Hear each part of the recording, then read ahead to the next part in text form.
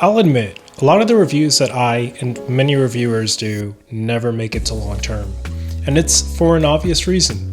Tech is expensive, and when most of us don't have the budget of MKBHD, we buy a piece of gear, play with the device for a few weeks, return it with a 10% hit, and move on to the next shiny thing. But once in a while, I commit. And it's really because I want to hold on to it for science, to compare it in the long term for benchmarks and comparisons. For instance, I bought and kept the S24 Ultra despite originally planning to return it, and also the Samsung Galaxy Book4 360 Pro, which I'll refer to as the 360 Pro, which I've had for just about 2 months, or maybe a little bit over. However, with the 360 Pro, I've struggled to make a review because it was a love and hate thing. When I first got it, it was insanely slow. I had to do a full OS reboot, and the fan was on almost all the time, and the touchpad was basically unusable. But still, something about it kept drawing me back to it, and I kept it. Then Samsung released 2 BIOS updates over the last 2.5 months, which helped with some of the original frustrations that I had, which then resulted in at least 4 complete different drafts and 0 videos. Unfortunately, in that time frame, the Book4 Edge was released and is now the new fancy shiny boy on the block. And quite frankly, probably a better place to put your money if you're in the market for a new laptop with more processing power. Regardless, the Book4 360 Pro has a special place in my heart and deserves a proper long-term review. So let's dive in. For some context, I've used Apple exclusively for about 15 years. My main laptop is a 16-inch M1 Max with 64 gigabytes of RAM, and I also currently own the M4 13-inch iPad Pro.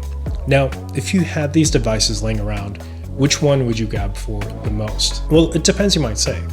If you can only have one device and edit a lot of photos and videos, of course, the 16-inch MacBook Pro. If you want a smaller form factor with a touchscreen and a stylus and the Apple ecosystem, the iPad Pro is a no-brainer. So why even consider the 360 Pro? Well, after playing with the S24 Ultra for the first time earlier this year, I was curious about the Samsung ecosystem and decided to purchase a dedicated Samsung OS, or Windows OS. And I can confidently say that when I'm not making videos, this is my favorite device. No, this isn't sponsored, nor am I trying to sell you anything. The 360 Pro has a lot of problems. The touchpad is still pretty bad, especially coming from a MacBook, and the i7 Ultra runs really hot, which means the fan runs often and loud. The battery life is subpar compared to my 16-inch MacBook Pro, and probably similar to my M4 iPad Pro. And the speakers are embarrassing. Yet, despite these shortcomings, the 360 Pro offers something Apple would never give to us. An all-in-one machine that is actually fun to use, which I'll get to in a little bit. I edit all my videos on my MacBook Pro as I've been a Final Cut Pro user for a while. And while I haven't tried, I can already tell editing 4K videos on this device would be a terrible idea because of how hot this runs when just using it for daily tasks. But I don't edit videos all day. If I was a full-time YouTuber or was a wedding videographer, it obviously makes sense to invest into a PC that has a dedicated graphics card setup or an Apple macOS powerhouse. However, most of the time, I'm just browsing the internet, looking into something, learning something on Coursera or a course, or just watching YouTube. And for those simple tasks, the 360 Pro shines. You see, the saving grace of the 360 Pro is its display. Absolute beast of a 16-inch AMOLED touch display with an S Pen makes this experience more immersive than both my M4 iPad Pro and 16-inch MacBook Pro, all while costing less than a quarter of the 2 pieces combined. And I would even argue that the display is better, marginally, than my M4 13-inch iPad Pro with its tandem OLED display. I'm not sure what it is, but Samsung has clearly saved their best displays for their own devices.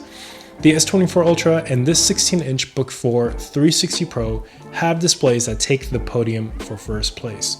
The color, on the other hand, it isn't perfect in that the contrast sometimes can feel a little off, but it's a small drawback when compared to the overall quality. And so with its gorgeous display, the screen folds past 180 degrees, making the keyboard an assuring foundation for what has transformed now into a tablet.